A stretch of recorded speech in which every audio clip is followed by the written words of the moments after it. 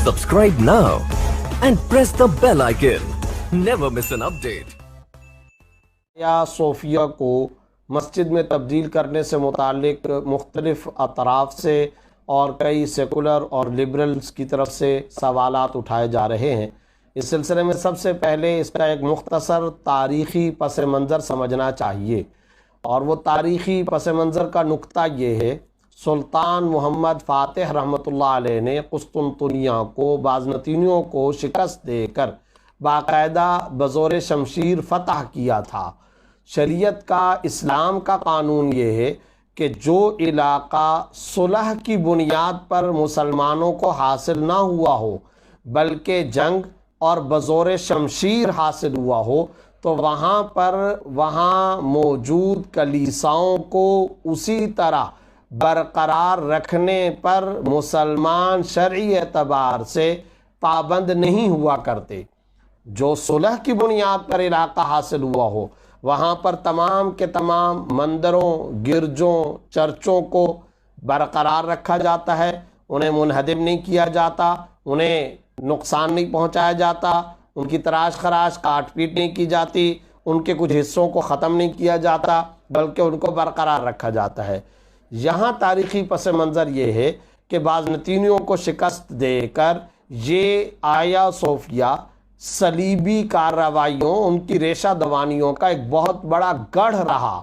ایک مرکز رہا، اور اس مرکز سے دنیا بھر کے مسلمانوں کے خلاف تخریبی کارروائیوں کی سازشیں وجود کے اندر آتی تھی۔ سلطان محمد فاتح نے جس وقت اس علاقے کو فتح کیا تو فتح کرنے سے پہلے باقاعدہ صلح کی پیشکش کی، اور اس صلح کی پیشکش کو ٹھکرایا گیا، اور ٹھکرانے کے بعد پھر بزور شمشیر سلطان محمد فاتح رحمۃ اللہ تعالی علیہ تشریف لائے، انہوں نے اس علاقے کو حاصل کیا۔ پلس اس آیا صوفیہ کے مرکز کے ساتھ عیسائی دنیا کے مذہبی توہمات بھی جڑے ہوئے تھے، جس کی تاریخ کے اندر میں جانا نہیں چاہتا، جس کے اندر ان کا یہ عقیدہ تھا کہ یہ مسلمانوں کے زوال کی ایک علامت ہے، اور یہاں پر کبھی مسلم مجاہدین کو فتح اور کامیابی اور کامرانی نہیں حاصل ہو سکتی، اور یہ ہمیشہ صلیبی دنیا کا گڑھ رہے گا اور صلیبی اور عیسائی دنیا کا مرکز رہے گا، وغیرہ وغیرہ۔ اس طرح کے توہمات بھی یہاں پر موجود تھے۔ اب جب یہ علاقہ حاصل ہوا تو اس کے بعد سلطان محمد فاتح رحمۃ اللہ تعالی علیہ نے باقاعدہ اس کو مسجد کے اندر تبدیل کیا، اور جو شریعت کا، اسلام کا قانون تھا کہ یہ صلحاً حاصل کیا گیا علاقہ نہیں تھا بلکہ بزور شمشیر حاصل کیا گیا علاقہ تھا، جس کو اسی کلیسا کی شکل میں رکھنے پر وہ ہرگز پابند شریعت نہیں تھے۔ اس سلسلے میں ان کے اوپر کوئی قانونی، کوئی شرعی، کوئی اخلاقی پابندی نہیں تھی۔ اب اس کے بعد جو آج کے لبرل کو مسئلہ، جو نقطہ سمجھنے کا ہے، وہ یہ 500 سال تک یہ آیا صوفیہ باقاعدہ جامعہ مسجد آیا صوفیہ کے نام کے ساتھ مشہور و معروف دنیا کے اندر موجود رہی، اور جامعہ مسجد صرف اور صرف بطور نام کے نہیں بلکہ 500 سال تک بغیر کسی ناغے کے 5 وقتہ نماز باجماعت کا اہتمام ہوتا رہا، جمعوں کا اہتمام ہوتا رہا۔ یہ مسلمانوں کی باقاعدہ مسجد رہی، اور اس میں ایک آدھ سال نہیں، 500 سال سے زیادہ کے عرصے کی بات کی جا رہی ہے۔ ذرا تاریخ کو اٹھائیں، ہسٹری کا ذرا مطالعہ کریں تو آپ کو پتہ چلے گا، چپا چپا مسلمانوں اور مؤمنوں کے سجدوں سے آباد رہا ہے۔ اس کے در و دیوار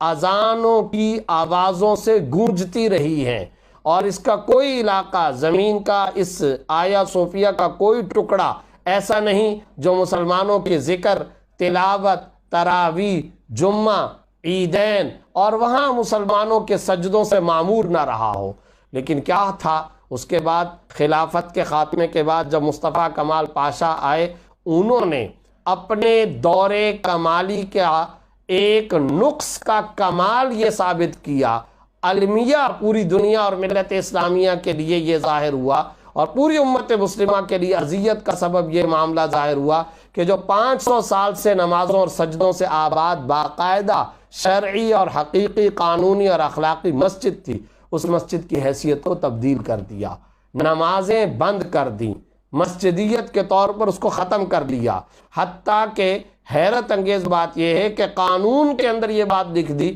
کہ یہاں پر نماز نہیں پڑھی جا سکتی ہے۔ سوال یہ پیدا ہوتا ہے کہ کمال پاشا کے آنے کے بعد یہاں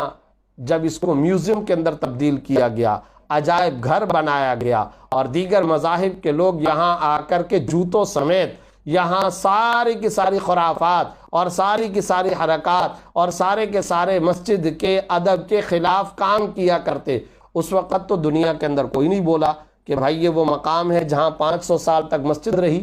اور جو 500 سال سے زیادہ کے عرصے تک مسلمانوں کی نمازوں کا مرکز رہی۔ کوئی ادب نہیں، کوئی احترام نہیں، اور کمال پاشا نے یہ حرکت آ کر کے کی کہ اس کو مسجد سے تبدیل کر کے عجائب گھر اور میوزیم کے اندر تبدیل کر لیا۔ آج اگر رجب طیب اردگان کی حکومت کے اندر، ترکی کی عدالت کے اندر باقاعدہ تفصیلی ڈیبیٹ کے بعد، تاریخی ریفرنسز کے بعد، قانونی کارروائیوں کے بعد، مکمل طور پر شرعی، قانونی، اخلاقی تمام ڈیبیٹس کو مکمل کرنے کے بعد وہاں مسجد کے طور پر اس کو بحال کیا گیا، تو اب اس پر اعتراض کیا ہے؟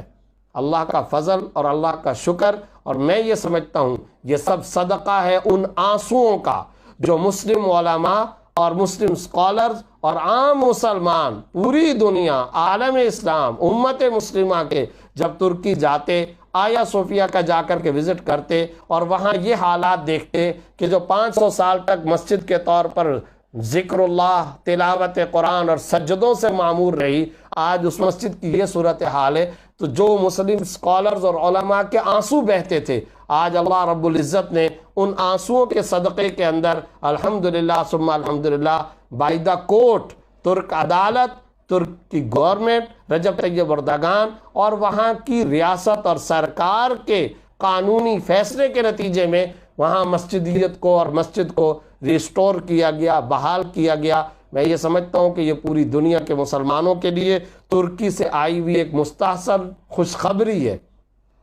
پوری دنیا کے مسلمانوں کے لیے قابل مبارکباد بات ہے، اور اللہ کا لاکھ لاکھ شکر ادا کرنے کا یہ مقام مسرت ہے، مقام صد خوشی، مقام صد مسرت، اور اللہ کے سامنے تواضع، عاجزی اور انکساری میں دنیا بھر کے مسلمانوں کو اپنی گردنیں جھکا دینے کا یہ دن ہے کہ الحمدللہ ثم الحمدللہ یہ جامع مسجد آیا صوفیہ باقاعدہ جامع مسجد کے اندر تبدیل ہوئی ہے۔ ساتھ ہی ساتھ آخر میں یہ ضرور کہنا چاہتا ہوں کہ ان لبرلز کی زبانیں اس وقت کیوں بند ہو جاتی ہیں جب بابری مسجد کو تمام تر قانونی اور عدالتی فیصلوں کے باوجود، ایک نہیں کئی دفعہ ماضی میں فیصلے ہوئے، اس کے باوجود شہید کیا گیا، تہ تیغ کیا گیا۔ یہ